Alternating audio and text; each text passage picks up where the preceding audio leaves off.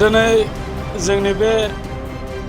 गाक्सा गामिजों लोगोसे बे गामिजों नांजाबफानाय मोनफ्रोमबो गामिनि थाखाय मोनसे गोजोनथाव रादाब। जोंनि बिटिआरनि मानगोनां चिफ प्रमद बर' बिथाङा बे गामियाव एसएमपिटि फान्डनिफ्राय बेवहाय सिसि ब्लक खालामनायनि थाखाय जे ग्रान्ट खालामनाय जादोंमोन सेंसन, दा बे स्किमखौ जाय थिकादार बिथाङा मोनदोंमोन बेखौ जोङो दा गासैबो मावफुंनानै होबाय आरो बेनि गासै एमाउन्टआ जादोंमोन 175.20 लाखसनि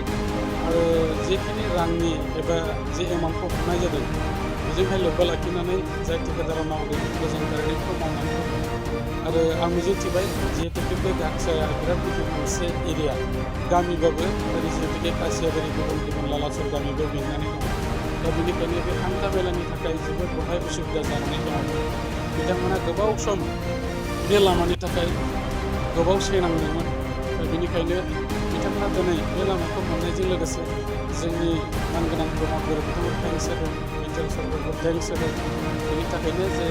स्टुडेन्टफ्राबो दा हान्था मेला खालामनो मोजां जासिगोन, रायजो राजा बिथांमोनहाबो थांलाय फैलाय खालामनो थाखाय बेवहाय सुजुग सुबिदाखौ मोनसिगोन आरो बेजों लोगोसे बिनि साहा फारसेनो थानाय बेवहाय मोननै गुबै लामा दङ, बेखौबो जोङो स्टेटनिफ्राय मोनसे आरो गुडउइलनिफ्राय मोनसे अलरेडि मोननाय जाबाय। आं मिजिंथिदों बेनिफ्राय लानानै कन्याकुमारिसिमहालागै बे आदिबासि उपेक्षित ओनसोल आरो जोंनि कच राजबंसि बिदा फंबायफोर दङ, जायगा जायगा जोंनि राभा आरो बर' बिदा फंबायफोर दङ, गासैबो बे हान्था मेला एथ' गोबाव बोसोराव जे बिथांमोनहा खस्थ' जानानै दङमोन, दा फैबाय थानाय समाव गासैबो हान्था मेलाया मोजां जासिगोन। आं मिजिंथिदों